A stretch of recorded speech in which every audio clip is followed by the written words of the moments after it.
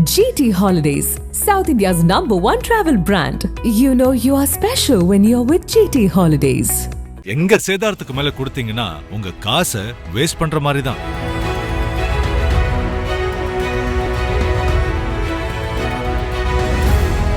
உள்ள போனதுமே அந்த திமுக ஒன்றிய செயலாளர் சந்திரசேகர் டாக்டரை உன்னை கொலை பண்ணிட வேண்டான்னு சொல்லி மிரட்டி அவர் வந்து டாக்டர் இன்ஸ்பெக்டர் முன்னாடியே அவர் மிரட்டினாருங்க சார்.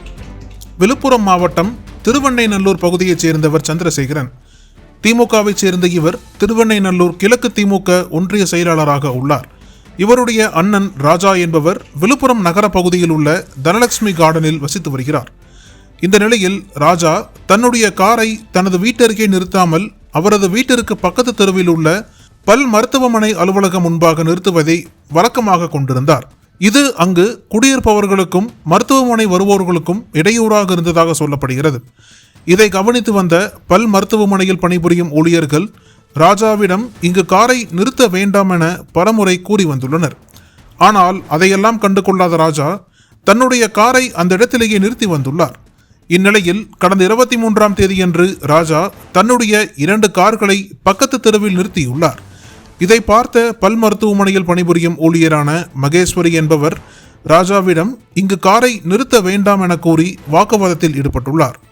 இதனால் ஆத்திரமடைந்த ராஜா பெண் என்றும் பாராமல் மகேஸ்வரியை கண்மூடித்தனமாக தாக்கியுள்ளார். பதிலுக்கு மகேஸ்வரியும் ராஜா மீது அவரது மனைவி மீதும் தாக்குதல் நடத்தினார். இதனிடையே இந்த தாக்குதலில் காயமடைந்த மகேஸ்வரி மேற்கு காவல் நிலையத்தில் புகார் அளித்தார். ஆனால் போலீசார் எந்த நடவடிக்கையும் எடுக்காததால் மகேஸ்வரி விழுப்புரம் மாவட்ட காவல்துறை கண்காணிப்பாளர் அலுவலகத்திற்கு சென்று ராஜா மீது புகார் அளித்துள்ளார். இந்நிலையில் கார் பார்க்கிங் தகராறில் பெண் மீது தாக்குதல் நடத்தும் வீடியோ காட்சிகள் வெளியாகி பெரும் பரபரப்பை ஏற்படுத்தியுள்ளது.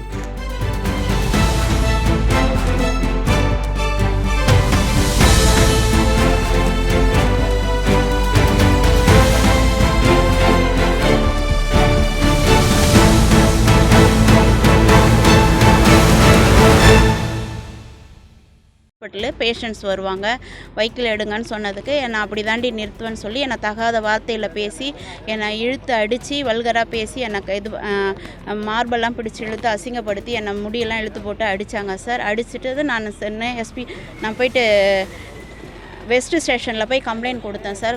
கம்ப்ளைண்ட் கொடுத்துட்டு ஜிஹெச்சுக்கு போக சொன்னாங்க சார் ஏஆர் என்ட்ரி போடுறதுக்கு. நான் ஏஆர் என்ட்ரி போனப்போ டாக்டரும் கூட வந்தார் சார். டாக்டரையும் அங்கே பிடிச்சி தள்ளி டாக்டரையும் அடிக்கிறதுக்கு வந்தாங்க சார். நான் உடனே திருப்பி வந்து வெஸ்ட் ஸ்டேஷனில் சார் இந்த மாதிரி பண்ணாங்க அப்படி சொன்னால் நான் கூப்பிட்டு விசாரிக்கிறோம் நீங்கள் போங்கன்னு சொல்லி அனுப்பிட்டாங்க சார் எங்களை.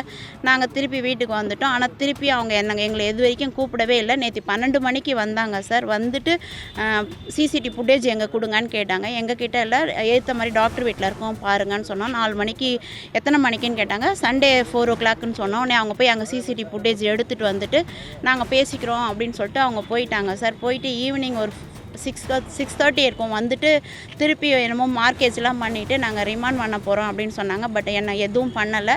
அந்த வெஹிக்கிள் எடுக்க சொல்லி நான் அன்றைக்கி நைட்டு பீட்டு வந்தவங்கலேருந்து சொல்லிகிட்டு இருக்கேன். ஆனால் உங்களால் முடிஞ்சதை பார்த்துக்கடி, நான் கார்லாம் எடுக்க முடியாது அப்படின்னு சொல்லி தகராறு பண்ணிவிட்டு எங்களை அங்கேருந்து மயிர் இழுத்து போட்டு திருப்பியும் தகராறுக்கு வந்தாங்க சார். நான் திருப்பியும் ஸ்டேஷனுக்கு ஃபோன் பண்ணி 100க்கு ஃபோன் பண்ணி சொல்லி எனக்கு நம்பர் கொடுத்துருந்தாங்க. நான் திருப்பி கால் பண்ணி பேசுறதுக்கு வருவாங்க நைட் பீட்டில் இருக்கவங்கன்னு சொன்னாங்க. நைட் பீட்காரங்க வந்து பார்த்துட்டு சரிம்மா எதாக இருந்தாலும் திருப்பி எங்களுக்கு கால் பண்ணுங்கள் நான் வந்து கேட்குறேன்ட்டாங்க. அதுக்கப்புறம் எதுவுமே வரல சார். நேற்று ஈவினிங் நாங்கள் போனோம் சார். நாங்கள் போனதுக்கு அவங்க விசாரிக்க போனப்போ டாக்டர் நானும் உள்ளே போனோங்க சார். மேடம் விசாரிக்க கூப்பிட்டாங்க, இன்ஸ்பெக்டர் மேடம் கூப்பிட்டாங்க. நாங்கள் உள்ளே போனோம். உள்ளே போனதுமே அந்த திமுக ஒன்றிய செயலாளர் சந்திரசேகர் டாக்டரை உன்னை கொலை பண்ணிட வேண்டான்னு சொல்லி மிரட்டி அவர் வந்து டாக்டர் இன்ஸ்பெக்டர் முன்னாடியே அவர் மிரட்டினாருங்க சார். ஆனால் அதுக்கான எந்த ஒரு ஆக்ஷனும் அவங்களும் எடுக்கலை.